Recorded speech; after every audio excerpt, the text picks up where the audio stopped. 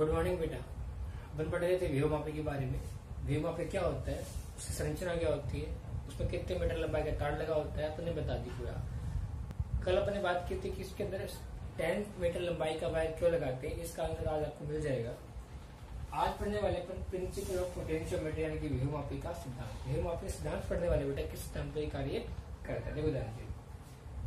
यहाँ पे मैंने क्या बनाई है, एक वेव मापी बनाई है, सेम वही है जो अपन निकल के ना, सेम, उसमें कोई डिफरेंस नहीं, सेम वही है। देखो मैंने दो बिंदु लिए अपन ने ए और बी, तो मैंने बिंदु ए और बी उन दोनों के मध्य एल लंबाई का जोड़ दिया वायर।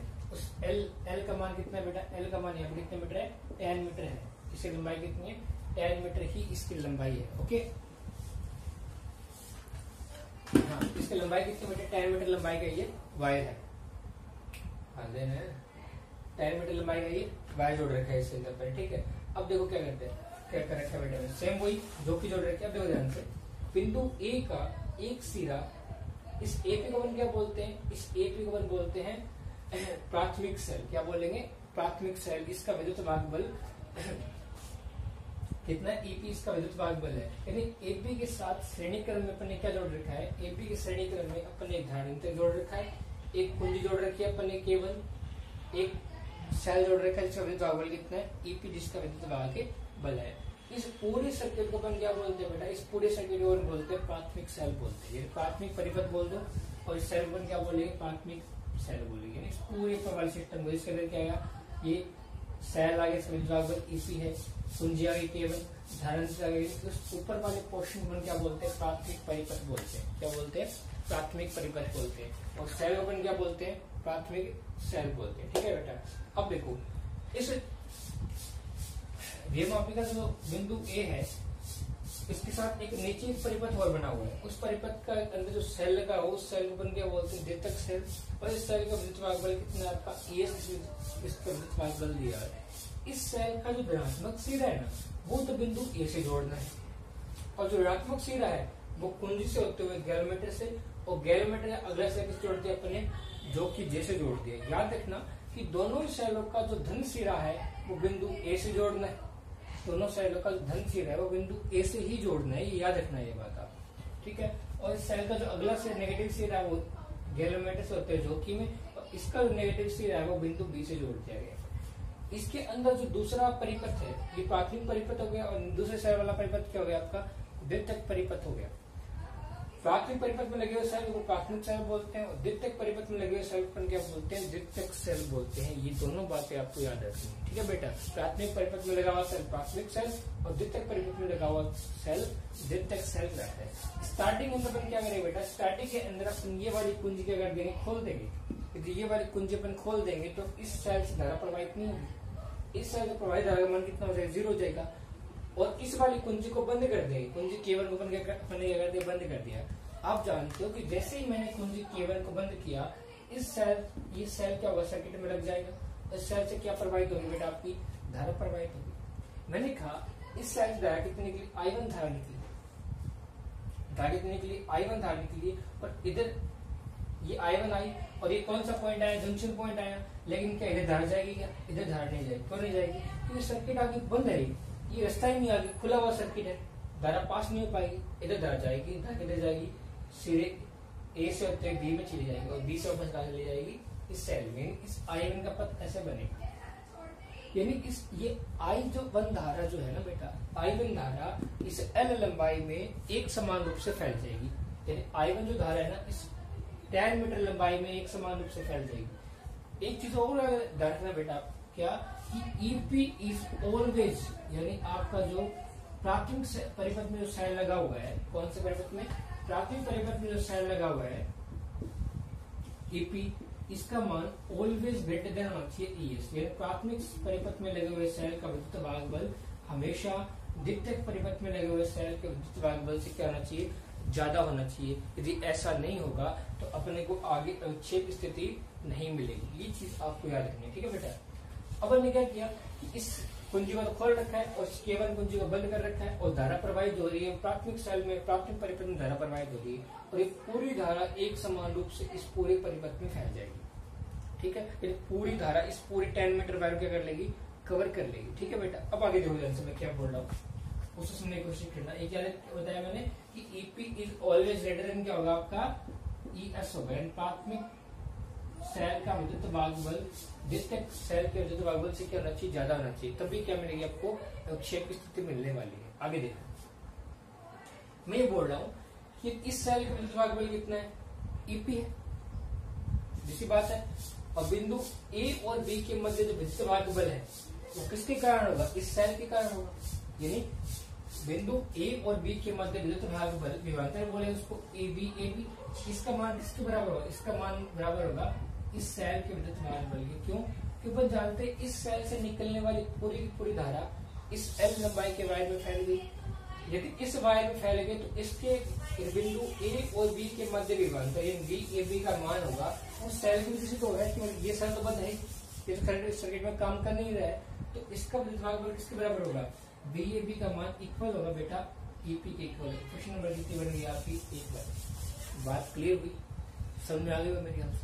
अब मैं ये बोल रहा हूँ कि एल लंबाई के अंदर विद्युत भागबल का मान कितना ई है, यानी ये तार कितने मीटर लंबाई का है, 10 मीटर लंबाई का वायर है, और इस एल लंबाई के वायर में पूरा विद्युत भागबल कितना आपका, यानी कहने में मतलब होगा बेटा कि जैसे ही धारा प्रवाहित हुई तो पूरे सर्किट के अंदर क्या उत्पन्न हो गया, विभवांतर उत्पन्न हो गया।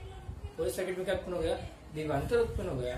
तो विभवांतर कितने लंबाई में उत्पन्न हुआ, एल लंबाई में उत्पन्न हुआ। तो एल लंबाई के तार में विभवांतर कितना है, ईपी है।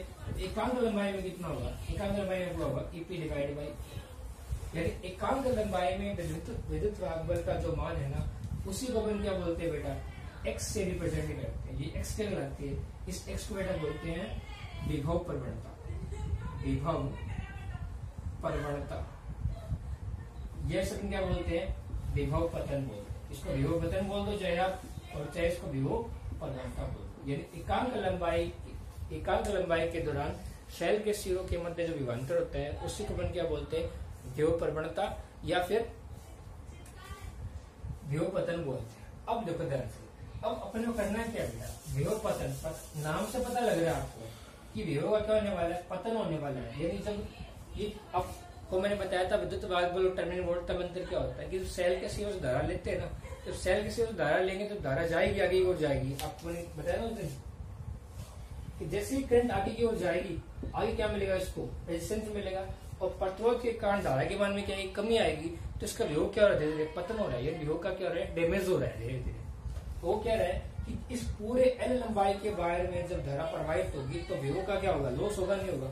ठीक है, अपन चाहते हैं कि अपना सेल से धारा प्रवाहित हो ना, उस सेल के कारण जो धारा प्रवाहित हुई उसका विभव पतन क्या हो, कम से कम विभव पतन हो। विभव पतन का मान क्या होना चाहिए, कम से कम होना चाहिए। उस अवस्था में क्या करें बेटा, अपने पास दो तरीके हैं। क्या, इस विभव पतन यानी एक्स विभव प्रवणता का मान कम करने के दो तरीके हैं। क्या या तो आप ईपी का मान जगह दो, कम कर दो, जिससे आपका एक्स का मान ऑटोमेटिक क्या हो जाएगा, कम हो जाएगा।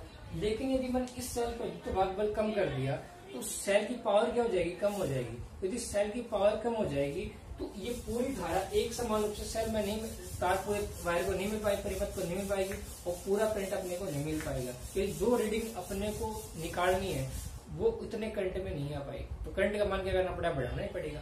ये तो पॉसिबल नहीं है। एक तरीका और है क्या, यदि आपने एल का मान इंक्रीज कर दिया तब भी एक्स का मान क्या हो जाएगा, डिक्रीज हो जाएगा। इस बात को आप नोट कर लो।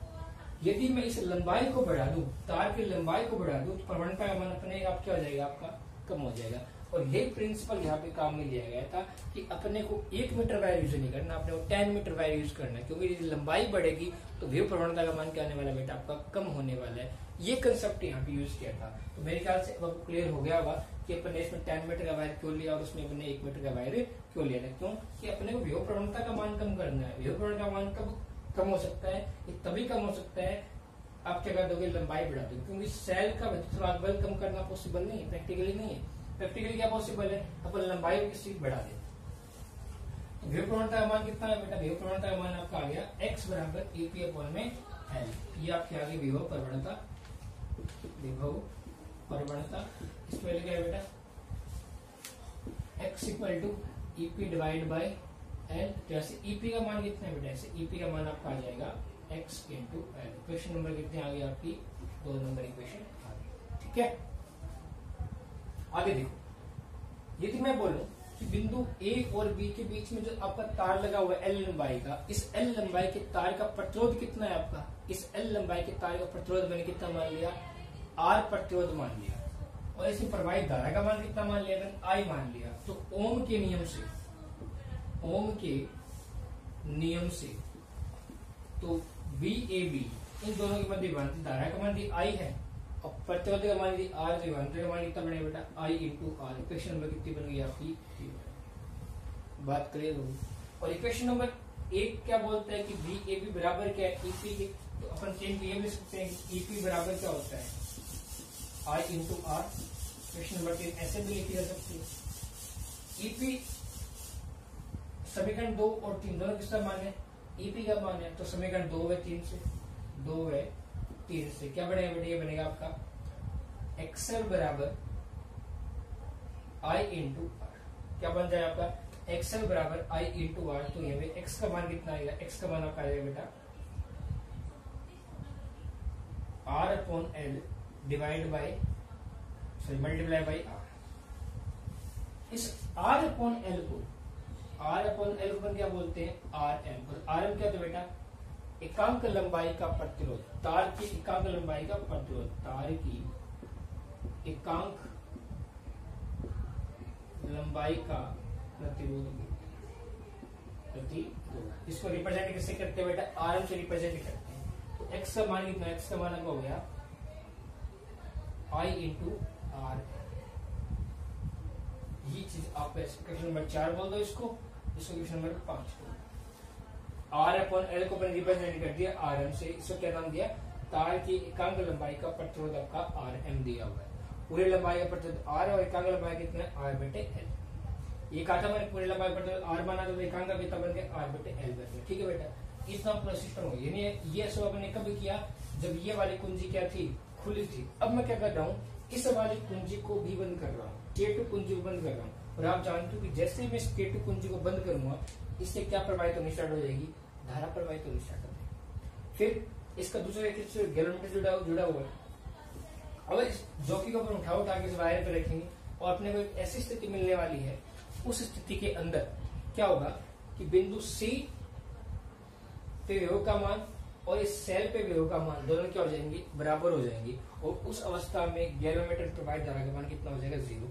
इस बात को वापस रिपीट कर रहा हूं मैं। तो अपन जॉकी की हेल्प से इस जॉकी को वायर पे अलग जगह रखे देखेंगे और रखेंगे तब क्या होगा बेटा, एक ऐसी अवस्था आएगी कि जब इस सेल का विद्युत वाहक बल और इस बिंदु पर विद्युत वाहक बल दोनों क्या हो जाएंगे, आपके इक्वल हो जाएंगे। यदि ऐसा होगा तो क्या इस शाखा में धारा प्रवाहित होगी, इस शाखा में कोई धारा प्रवाहित नहीं होगी। गैलोमीटर प्रवाहित धारा का मान कितना हो जाएगा, 0 हो जाएगा। ये कौन सा सेल है, EC, इसको अपन क्या बोलते हैं, द्वितीयक सेल। और परिपथ कौन सा आपका, द्वितीयक परिपथ है। बात क्लियर हुई बेटा मेरी। आगे देखो, यदि ऐसा है तो इस द्वितीयक सेल के कारण बिंदु A और B, देखो बिंदु अपने कौन से बिंदु पे मिला है, सबसे बिंदु C पे मिला है। बिंदु A व C के मध्य विभवांतर है, बिंदु A व C के मध्य विभव। कैसे लिखो बेटे, इसको लिखो आप BAC। A और C के मध्य विभव क्या लिखोगे, BAC लिखने वाले हो।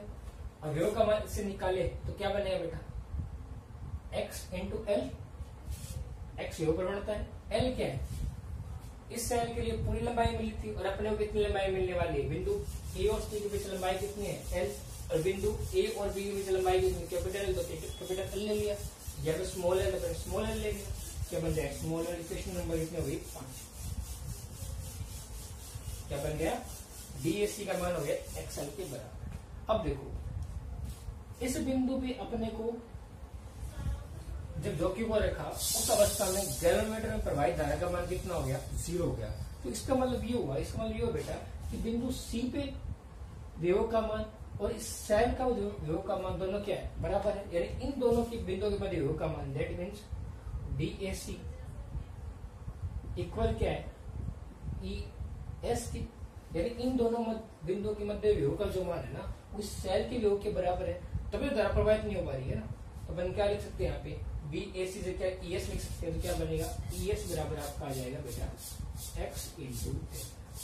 तो देखो अपन ने इस सेल का विद्युत वाहक बल ज्ञात कर दिया। क्या अपन ने इसका सेलो काम में क्या देखो, एक्स क्या है, विभव प्रवणता, जो अपन प्राथमिक परिपथ से निकाल सकते हैं इस फॉर्मूले से। ये देखो एल लंबाई दी हुई है, पूरे 10 मीटर पता है अपने को। ईपी क्या है, इस सेल का विद्युत वाहक बल जो अपने को दिया हुआ मिलता है, इसको अपने को पहले दिया हुआ मिलेगा कि इस सेल का विद्युत वाहक बल इतना है, ज्ञात होता है, ये ज्ञात विद्युत वाहक बल का सेल जोड़ देता है। फिर ईपी का मान पता है, एल का मान पता है, एक्स का मान निकाल सकते हो आप, इजिली निकाल सकते हो। ठीक है, यदि आपको एक्स का मान आ गया और जोकी की सहायता से आपने एल का मान ज्ञात कर लिया, तो एक्स और एल को मल्टीप्लाई करोगे तो ईएस का मान आ जाएगा। ईएस क्या है, द्वितीयक सेल है, यानी द्वितीयक परिपथ में लगा हुआ जो अज्ञात विद्युत वाहक बल का सेल है वो आपने ज्ञात कर लिया। तो किस अवस्था में कि आपने इस सेल से धारा ली ही नहीं, करंट तो आपने यूज किया ही नहीं, आपने तो एल का यूज करते हुए इसको क्या निकाल दिया, विद्युत वाहक बल का मान निकाल दिया। तो क्या इसका मान यथार्थ मिलेगा, नहीं मिलेगा, बिल्कुल यथार्थ मिलेगा, बिल्कुल सही मिलेगा इसका मान, कोई चेंज नहीं होगा इसमें। इसकी कुछ लिमिटेशन है, कुछ सीमाएं हैं, कुछ सीमाएं हैं। उस सीमाएं क्या बेटा तो पहला ये बात बोलता है कि हमेशा EP is always greater than ES, प्राथमिक सेल परिपथ में लगे हुए सेल का विद्युत वाहक बल हमेशा द्वितीयक परिपथ में लगे हुए सेल के विद्युत वाहक बल से क्या होना चाहिए, ज्यादा होना चाहिए। ठीक है, उसके अलावा इस सेल की मोटाई पूरी दूरी में, या 10 मीटर का वायर, तो 10 मीटर ये जो वायर है उसकी मोटाई क्या होनी चाहिए, एक समान होनी चाहिए। ऐसा नहीं कि वायर कहीं पतला है कहीं मोटा है। यदि ऐसा हुआ ना, यदि ऐसा हुआ तो अपने रीडिंग क्या नहीं मिलेगी, समान नहीं मिलेगी। और अपने परिपथ में अधिक मान तक देर तक धारा प्रवाहित नहीं करनी है, वरना अपना परिपथ क्या हो सकता है, जल सकता है। दूसरी क्या है कि जोकी को उसके ऊपर खिसकाना नहीं है। यदि ऐसा किया तो वायर क्या हो जाएगा, खिसकाने से वायर के अंदर वायर का अपघटन हो जाएगा, यानी वायर छिल जाएगा। यदि ऐसा हुआ तो अपने को एग्जैक्ट वैल्यू नहीं मिलेगी। तो इसकी क्या थी बेटा, ये लिमिटेशन थी, ये आप याद रखना। यानी अपन बिना सेल में धारा प्रवाहित किए उसको विद्युत वाहक बल के मान अपने ज्ञात करते। ठीक बेटा, नेक्स्ट पार्ट में नेक्स्ट वीडियो